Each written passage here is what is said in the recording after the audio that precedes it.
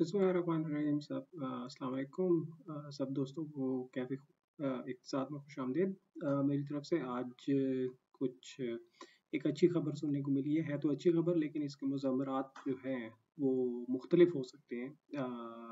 और वो अच्छी खबर ये है कि आईएमएफ से हमारा $3 बिलियन का मुआहदा हो गया पाकिस्तान में और आईएमएफ में। ये वो फिर एक वो जो मसला चल रहा था वो डेढ़ एक साल से, जब से इसहाक डार साहब आए हुए थे, कि आईएमएफ पाकिस्तान को जो $1.2 बिलियन की जो किस्त है वो नहीं अदा कर रहे थे, जो कि हमारा ओरिजिनल उनसे मुआहदा था $6 बिलियन का।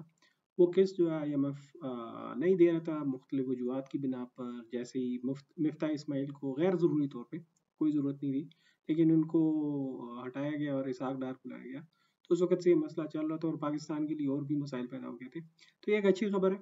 इसके लिए वज़ीर आज़म शहबाज शरीफ को जो है वो खुद जाके पर्सनली जाके वो करना पड़ा, क्योंकि जैसा कि मैं पहले भी कह चुका हूँ और अपनी बहुत सी ट्वीट थ्रेड्स में भी कह चुका हूँ कि इसहाक डार साहब जो है आईएमएफ को और वर्ल्ड बैंक जो है वो उनको पसंद इसहाक डार को नहीं करते, एंड फॉर गुड रीजंस। उसकी बड़ी वजूहत है।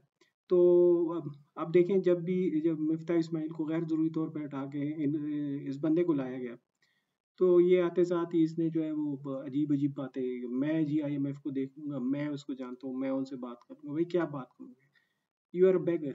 बुनियादी तौर पे आप लोग भीख मांग रहे हैं, भीख मांगने वाला बदमाशी नहीं कर सकता। इसी वजह से ये बात फंसी रही।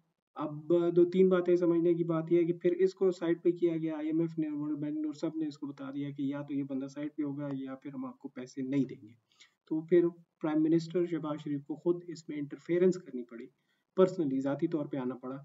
और अभी आपने देखा होगा कि वो आईएमएफ के जो हेड है, इकोनॉमिस्ट है, क्रिस्टलीना जॉर्जिएवा, उनसे 2 दिन पहले मुलाकात हुई है, तो तब ये एग्रीमेंट फाइनल हुआ है, तय हुआ है। तो एनीवे, इस बंदे को वैसे भी ये चौथी दफ़ा वजीर खजाना बन रहा है, डार। और ये जो है किसी काम का नहीं है, इसको आना भी नहीं चाहिए था, बट पाकिस्तान जैसे मुल्क की बदकिस्मती है। खैर, अब ये दो तीन चीज़ें समझने की ज़रूरत है, जो कि मैं आई क्विकली गो थ्रू। एक, कि ये एक नया मायदा है $3 बिलियन का। वो जो पुराना मायदा था जो इमरान खान की गवर्नमेंट में, पीटीआई की गवर्नमेंट में 2019 में हुआ था, $6 बिलियन का, वो ख़त्म हो गया, वो पूरा नहीं हुआ। ये एक नया मायदा है $3 बिलियन का। दूसरी बात यह है कि ये $3 बिलियन ये समझना ज़रूरी है कि ये एक साथ नहीं मिलेंगे, वो किस्तों में ही दिए जाएंगे, जिस तरह आईएमएफ किस्तें देता है। उसके लिए फिर आईएमएफ जो है, जिस तरह के which is the normal SOP, कि जब भी आईएमएफ जो भी किस्त देने होता है उससे पहले पाकिस्तान की हुकूमत को कुछ शराइत उनकी माननी पड़ती है, वो पूरी करनी पड़ती है। मिसाल के तौर पे अभी आपने देखा होगा कि इस मायदे से पहले 300 बिलियन रुपए के मजीद टैक्स लगाए गए हैं, जो कि बजट में नहीं लगाए गए थे। अब मजीद टैक्स लगाए गए हैं, वो आईएमएफ के कहने पे, और पेट्रोल पे लेवी भी बढ़ा दी गई है, और मजीद टैक्स लगने का भी अंदेशा है। तो तब जाके ये मुआहदा हुआ।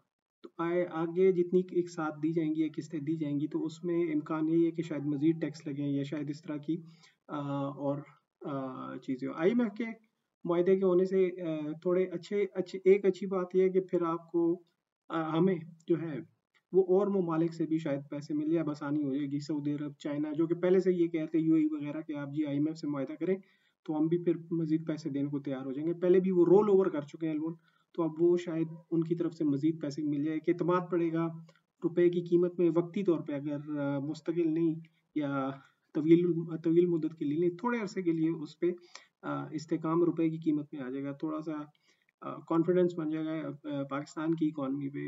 इंटरनेशनल मार्केट में हमारी बॉन्ड की जो डिमांड है, वो तलब जो है वो शायद थोड़ी सी ज़्यादा हो जाए। तो ये कुछ फ़वाइद हैं इस मुआहदे के।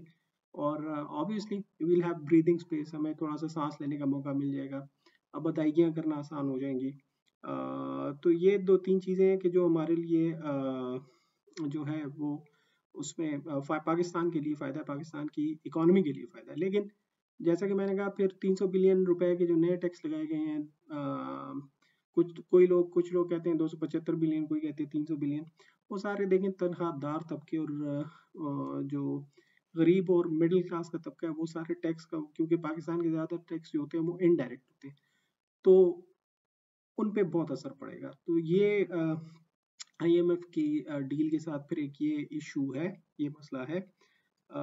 फिर जैसा कि मैंने कहा कि पाकिस्तान की वक्ती तौर पे मुश्किलात कम कर सकता है, लेकिन मुस्तकिल तौर पे नहीं। मुस्तकिल तौर पे फिर आपको इकॉनमी का, जिस तरह पहले भी मैं कहता रहूँ अपने प्रोग्रामों में, कि बुनियादी ढांचा जो है, जो बेसिक स्ट्रक्चर है इकोनॉमी का, पाकिस्तान की इकोनॉमी इम्पोर्ट डिपेंडेंट है, तो उससे साइड पे होना पड़ेगा, उससे दूसरी तरफ जाना पड़ेगा, और वो सिर्फ तवील मुद्दत में हो सकता है, शॉर्ट टर्म में नहीं हो सकता।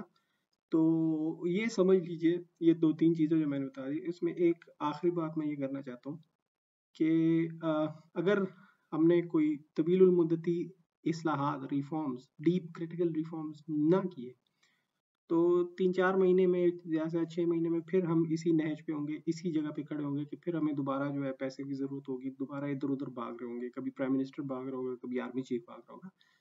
सो जो IMF का माहिदा है खुशाइंद है, इससे हमें थोड़ी सी एक रिस्पाइट मिलेगी, थोड़ी सी सांस लेने की जगह मिलेगी, थोड़ी सी पाकिस्तान की गवर्नमेंट, पाकिस्तान की इक़्तिसाद के बारे में, इक़्तिसाद में थोड़ा सा इस्तेकाम आएगा। लेकिन आप ये एक्सपेक्ट ना करें कि तवील मुद्दत में इस पे जो है पाकिस्तान की इकॉनमी के लिए अगर हमने इस्लाहात ना की, तो ये आपको 5-6 महीने ही रिस्पाइट देगा, फिर उसके बाद दोबारा फिर हमारे लिए मसाइल खड़े हो जाएंगे। थैंक यू, फिर इंशाल्लाह ताला नेक्स्ट एपिसोड में मुलाकात करते हैं।